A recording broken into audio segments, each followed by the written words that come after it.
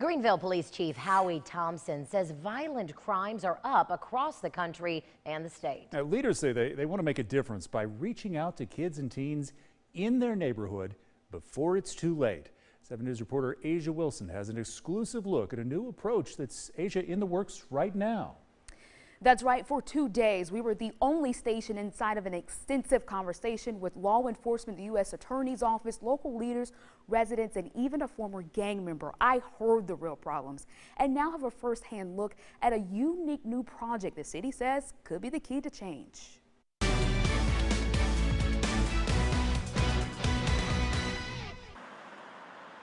Greenville is known to many as a progressive city on the rise. We live in a great city. Some say it has charming neighborhoods. And had the best chicken and fish this side of heaven. Like Nicholtown. Nicholtown has a rich heritage. Residents say its people have always been hardworking and tight-knit. We are a community of positivity. But like many communities nationwide, There's killers everywhere. it's had its share of past issues too. And we realized that it's just a small number of people that are linked to that particular community that are really driving down the quality of life. Greenville police and residents say great strides have been made in cleaning up the crime, but still, kids are being enticed into the group dynamic. A lot of the adults and the adult gangs we see, they're recruiting younger and younger members of society to come and get involved.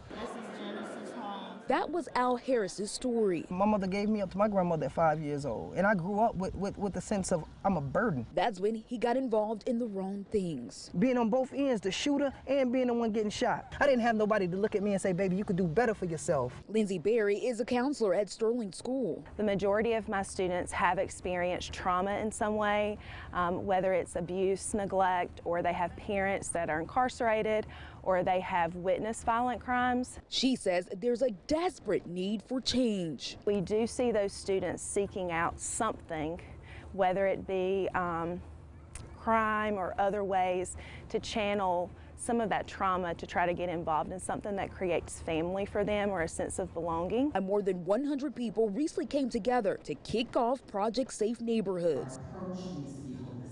The Nicholtown Neighborhood Association is teaming up with the city, dozens of nonprofits. We don't want to be too heavy-handed. We don't want to be have a large presence in the community. We'd rather be able to step back And let the community step up with resources and open arms. We have a few pods that have already developed.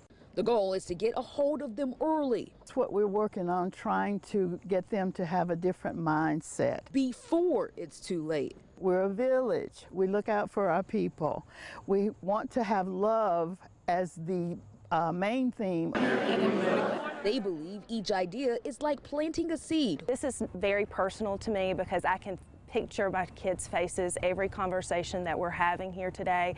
There's absolutely hope. I mean, our kids want to break the cycle. They really do. Harris, who was once that child crying out for help, I wanted to give up. I wanted to just die many a times. he's now on a new path, working with kids every day through an organization called God's True Disciples. We're a voice for these children. He believes it's going to take more real people. And they're going to be able to tell. Them young boys out there, they're going to be able to tell. With real stories consistently being there to answer the call. Somebody to answer the phone call at 4 o'clock in the morning and get out their bed and go see about a matter. It's going to take some people that done been through the dirt themselves. But he is confident this project and the people working on it in this room embracing each other could be the beginning of a greater solution. This is a start. So what's next? The work starts right now. All of the people who participated in this meeting will continue to build partnerships with one another and go through online training at asset-based community development in hopes of continuing to build this foundation. Asia, thank you. The National Network for Safe Communities will be in Greenville for over a year to build and guide the Project Safe Neighborhoods initiative. City of Greenville got a nearly $120,000 federal grant for it. If the pilot project works, it may well be used in other Greenville communities.